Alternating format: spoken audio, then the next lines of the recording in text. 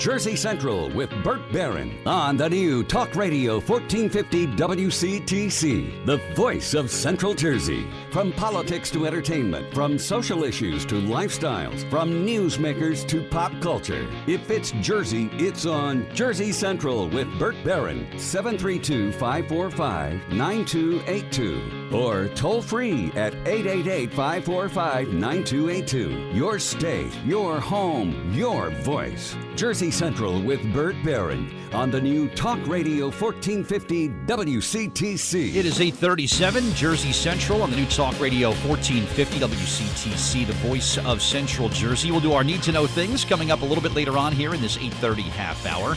I want to get to the Jersey Central Newsmaker Hotline. We had mentioned earlier and talked about the passing of former Governor, New Jersey Governor Brendan Byrne, who died yesterday at the age of 93. And here to talk about his impact on the state of New Jersey and also to talk about a special event that's coming up later on this month. Let me welcome back to WCTC in Jersey Central, the president of the New Jersey Broadcasters Association. Paul Rotella is with us here on WCTC. Good morning, Paul. Happy New Year to you, my man. How you doing? Happy New Year, Bert. Good morning. Great to be in Jersey Central again. How's everything? Everything's good. Good to talk to you, and glad you got through the bad weather that we had yesterday. And we'll get through this. We'll get through this. Oh, we always do. It's part of living in Jersey. Yep, no kidding. You're right. We lost Governor Brendan Byrne yesterday, Paul, at the age of 93, and I'm sure in your work as elected office here in New Jersey, and of course your work with the Broadcasters Association over the years. Talk about your thoughts and memories that you'll have of Governor Brendan Byrne. Well, I think the first memory I have of Governor Byrne, I was a kid, and he was running. He was a judge back then, and he wore his judicial robes, which you probably couldn't do that today. He was running for, I think he was running for Senate, for governor, I forget what it was, the first time out. And he did a great job as far as, let me get that off. He did a great job as far as getting himself out there. And I remember he was very controversial, I know, because of some of the things he did. Yeah. And there was a phrase that went around, OTB, one-term Byrne. And, of course, he, showed everybody wrong, got reelected handsomely. But, I think Governor Byrne, and New Jersey governor is always a very powerful position. But I think Governor Byrne was even a better ex-governor, former governor, than governor. I think what he did after his term is more meaningful because it's so much work. I served on boards with his wife, Ruthie, and did so many things to help, the spirit and help promote New Jersey. And then working on different charitable activities and stuff that he really, I think, was a better ex-governor than governor. And he stayed involved. He was everywhere. He'd show up to the opening of an envelope, as they used to say. And he would, That's good. And he would do that because he was supporting the cause. How often we saw him every year down at the Chamber of Commerce's Walk to Washington, Sure. which is coming up.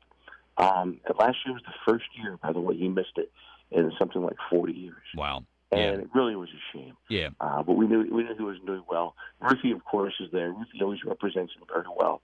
I remember he was getting a mic, even in his older years, he was even funnier, I think, because his dry sense of humor was so poignant, so sharp. But he would start off usually tapping the microphone and saying, "Is this on? Can you hear me?" Everybody say, "Yeah." And he goes, "Too bad.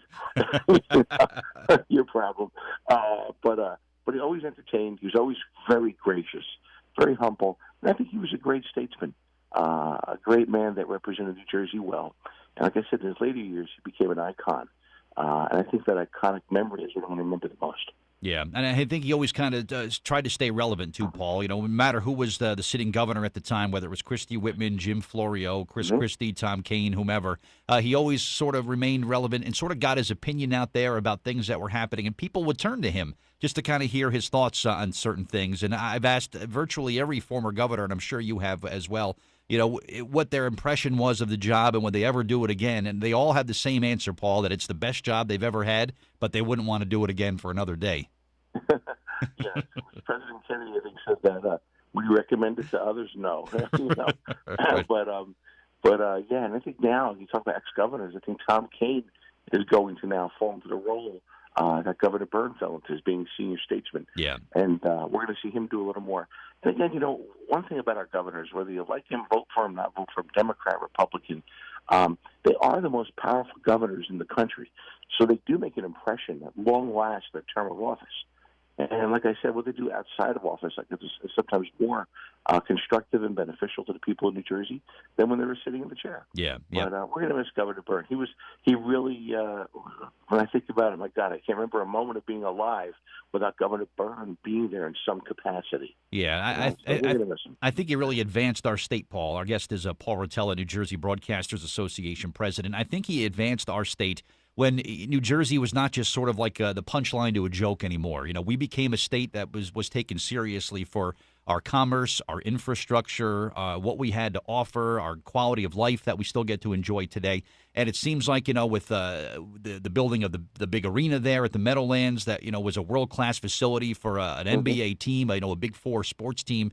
I think he really just sort of advanced our state greatly and just kind of making us a player and kind of getting us on the radar and on the a higher profile when you look at the other states that were going on. And he said that we needed glamour, we needed sizzle. New Jersey needed to be, attractive on a nationwide scene. And I think that's what I'll remember most about him is he sort of advanced our state and, made us sort of keep our heads high. And, New York on one side, Philadelphia on the other. But we could be proud of who we are in New Jersey. And that's what I think I'll remember the most about him.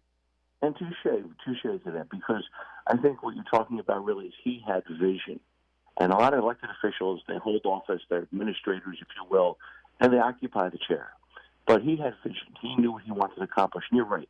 He brought a little sizzle to the state here. Yeah. And New Jersey's better for that. You're absolutely right. I agree. Paul, as we wrap up here, you and the New Jersey Broadcasters Association, of course, all the great events that happen over the course of a year, a terrific organization called Hometown Heroes is working with you to talk about a gala that's coming up later on this month at Monmouth University. You have some information on that and who it benefits? Oh, yeah. Well, that's going to be at the Pollock Hall, at Monmouth. That's January 11th. And it's open to the public. You can get tickets at usahometownheroes.com. I think it's from 6 to 9:30.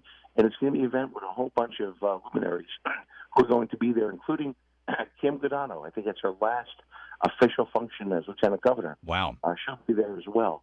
And Hometown Heroes is a great charity. They do so much in helping people out that need help right in the locality, right where you are. It may not be a big splashy type of thing, but if you're in need and they know about you, they do everything they can to fix your particular problem. And they're not looking to cure cancer. They're not looking to, fly a space shuttle. Mm-hmm. But if you need something done to your house, if you need a special procedure, maybe you don't have a dentist, and you have a toothache or something like that, and you don't have insurance, well, they'll go around, they'll find the community people, they'll find community dentists, and they'll call them and say, do you want to be a hero today? And take care of that problem. That's kind of an example of what they do. So it's the ultimate grassroots charity. They're having this event. It's very expensive. I had a little frog in my throat this morning. And it's going to be January 11th again at Monmouth University, Pollock Hall. And you can get tickets at usahometownheroes.com. Yeah, they do some good work. I've done some events at some of our Jersey wineries over the years that benefit Hometown Heroes. So it's a nice lasting impression in various communities around our state. So certainly support this if you can. Paul Rotella, great to speak to you this morning, my friend, and safe travels with this weather that we got. And we will talk again very soon, all right? Thanks, Bert. Always good talking to Hall of Famer. You bet. Oh, wow. Thank you so much. All right. Paul Rotella, New Jersey Broadcasters Association, my guest this morning here on WC.